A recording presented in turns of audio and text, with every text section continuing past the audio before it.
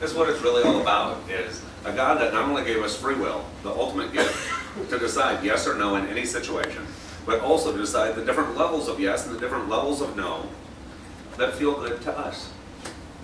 Nobody knows if you're being true to you except you. The rest of us have to pick up on little clues, little memos, little hints that you give us. But only you know if you're living up to your potential. Whatever your potential is for you. It's not a race, it's not a contest. We all don't have the same measuring stick that we all go stand up next to. Some of our measuring sticks are miles long. Some can fit in your pocket. It doesn't matter. Einstein says it's relative. I agree. It's all about how you feel about you. If I say that I want $1 million, and the universe says, here's $10, and I go, thanks! What are the chances of me getting that million? Slim to none. Exactly. So if I say, $10 is great, we can put that over there and see it like little seeds and help it grow. And the universe say, okay, pass the $10 test. Let's throw 20 at them. Let's throw 100. Let's throw 1,000. Now think about this for a moment. Let's say that right now, we all leave, we drive over to Publix, we get on a tour bus, we go to Tampa, and we go to the Hard Rock Cafe, right? The big casino over there. And let's say that I reach in my wallet and I give each one of you $100 and say, do whatever you want. Tour bus is going to leave in 3 hours. There is no right or wrong answer. Some of you may take the $100, put it in your pocket, and say, wow, that's really going to help out. I'm going to hang out and watch my friends gamble for a couple hours and ride back home. This is a pretty good use of time. Other folks may go put it in a penny machine and just have a ball, win or lose, because they're there for the entertainment. They're there for the fun. Someone else putting the same $100 and $1 in the penny machine, we could care less. We don't even look at the screen. Has nothing for us. We've got to be at the quarter machine to even want to pay attention to what the little reels are saying. Others of us, that does nothing. Does nothing for us. We need to be over on the dollar machine. Okay, now you got my attention. I can win something that's worth having. Other folks say, here's the $100 machine. I want one spin, win or lose. It doesn't matter. The only point that I'm trying to make is you decide which machine makes sense to you. Just like in life. If you try to go to a machine that is a higher dollar increment or coin increment than you're comfortable with, your internal deserving meter is going to say, I'm not real comfortable with this. I'm putting the money in and I just don't feel good about that. And we know it. We know it. By the same token, if you try putting it into one that's too small, you could care less if you even win. Only you know inside which is right for you. The same thing is true with life. Only you set your goals. Only you. Now we may try to, we may have our own individual voice of Charles inside our head where we're trying to live up to someone else's expectations. Maybe a parent or a sibling or someone that we have a rivalry with, or someone who has been a wonderful teacher and inspired us to great things, or someone who's tried to squish us down from getting what we want. And not just physically, energetically, spiritually. The same principles work with a spiritual gift. We started a church 12 weeks ago. We all have our own inner Charles that tells us we can't do it, we're not qualified, we don't have the credentials. And we all have our own Sarah that says, how skilled do you have to be to hand a stick? And it's up to us to decide which one we're going to listen to. It's up to us to decide which one we're going to fire and which one we're going to give a raise. We're all God's kids. It means we're family. Raise your hand if you have a kid. Keep your hand raised or put your hand up if you think my kid needs to suffer because it builds character.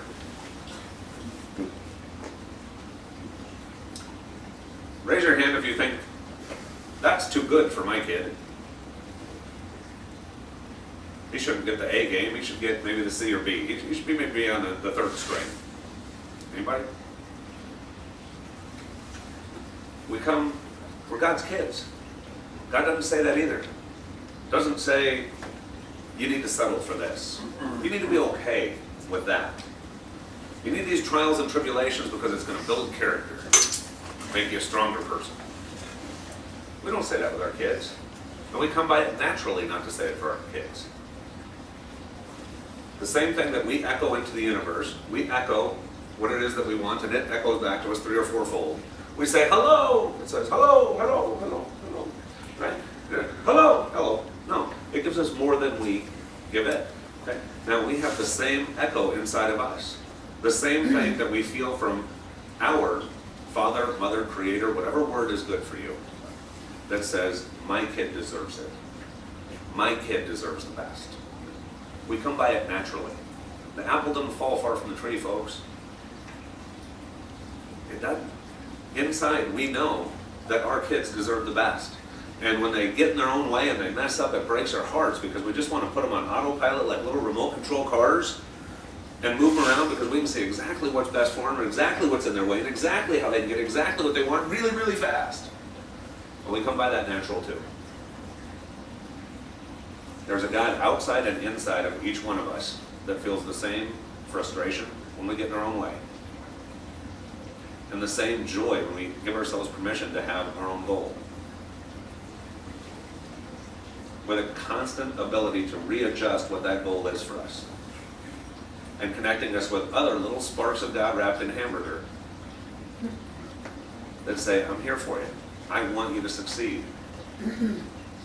The song at the beginning of today's message and every message that we've started so far is the help me remember who I am. When we remember who we are, when we remember that inside of us is a spark of deity, there is nothing that we do not deserve. Because there is nothing that God does not deserve. There is no test, there is no punishment. That's not what it's about. It's not about learning lessons. The path to enlightenment is simply reaching the point of maturity of saying, I can tell me yes. How about that? Can you help me? Yes. Can I help you? Yes. Can you help her? Can you help him? Can you help him? Can you help her? Yeah. That's what we're here to do. We're worthy because God says so. We're worthy because we're intelligent enough to understand who we are. Not just our hamburger suit. Not just what's printed on our business card of I'm important or I'm not. Not just what's in our bank account. Not just who we're in a relationship with. Not just our connection with deity, not just following our path, whatever our path is. With all of it. If there is something in your life that you don't want, you don't have to endure it, no matter what it is. None of us have our cross to bear, our albatross. It is our lot to get through life. If there's something in your life that you want, you really, really want, you can have it. There's a room full of folks who want to help you get it. Anybody here a hold back kind of person? Like if somebody asks you for help, you say, well, I'll give you 10%. I'll give you 10% of my time, my attention.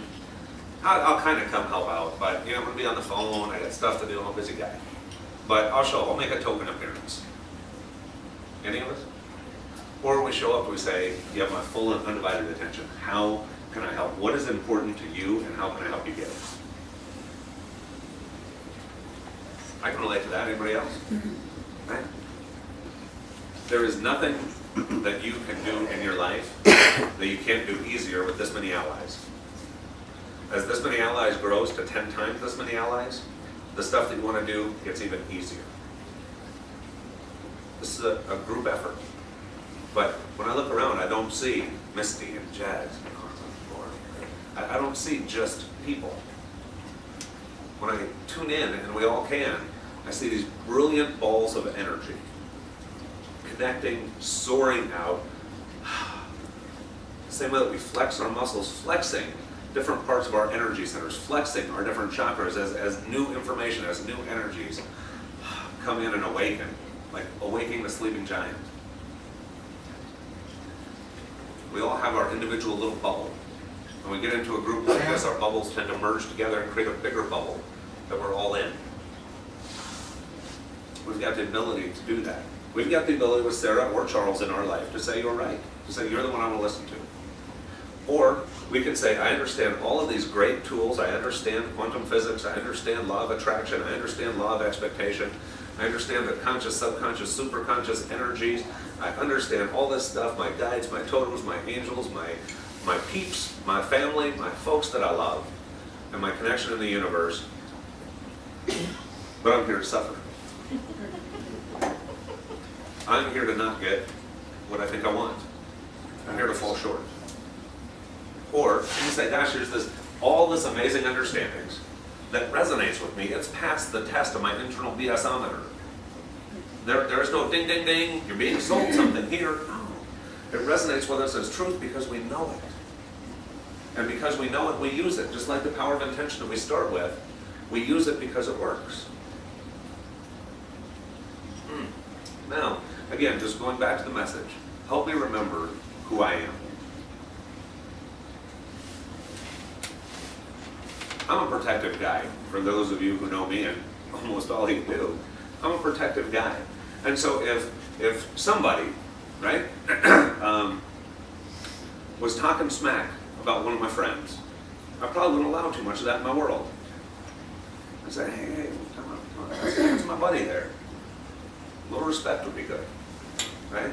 The challenge for me is when my buddy and the person talking smack about my buddy is the same person stuck in the same body. When I have to look and I have to say, please don't talk that way about my friend. My friend Jez rocks. And I don't appreciate the way you're talking about him right now. Because that dude kicks butt. Let me help you remember who you are, man. Because you rock and you know it. And it's not ego. It's not, I rock and I know it. You rock and you know it. All right, everybody, turn to the person this way and say, you rock and you know it. Now turn the other way. You rock and you know it. Now imagine holding up a mirror right now and looking into that mirror and saying, you rock and you know it. Wow, you rock and know it. Nothing is outside of your grasp. Imagine simply you staring back at you as you say, there is nothing that you don't deserve. Say, but there is nothing you don't deserve. I got it easy because I got a mirror. So I can just pretend like I'm looking through the mirror and actually see a mirror, so I got it easy. There is nothing that you don't deserve. You're God's kid. We all like to spoil our kids to one degree or another, right? We come by that honest too. The only person who says that you can't have it or you can have it is you, and you're right every time. And if you set your sights too low, the dance with the universe will help you bring it up to where it's comfy for you. By the same token, if you make this incredible vision board of your life that you don't feel is realistic to you, maybe the 27,000 square foot mansion, being married to Brad Pitt, with your acting career paying you $20 million a movie, maybe that's not believable to you. The universe will help you adjust it down to what is believable for you. And if that is believable for you, the universe will help you get it. If you start too low, it'll help raise you up to where you feel right. If you start too high, it'll lower it down to where you feel right. This is the dance with the universe. This is why manifesting isn't like I Dream a Genie. Because we would spend more time getting rid of the stuff that we said we wanted, that once we got it, we really didn't want it anyway, and readjusting to the stuff that we really do want. We spend most of our time getting rid of the stuff that we manifested that we didn't want anyway. So instead, the universe brings it right to you and says, did you mean it? Is that what you wanted? Will you settle for that? Or do you want something different? Wow, now that it's here, I really would like something a little different. Okay. But when you tell the universe, I'm going to hold on to this till something better comes along, the universe says, oh, not trusting it, huh? Okay. Well, we'll let you hold on to what you want as long as you want to. And when you reach the point of saying, you know, that really isn't working for me, then it opens up this whole space to say, okay, then tell me what you want, and we'll bring it. And tell me what you want, and we'll bring it. All of these things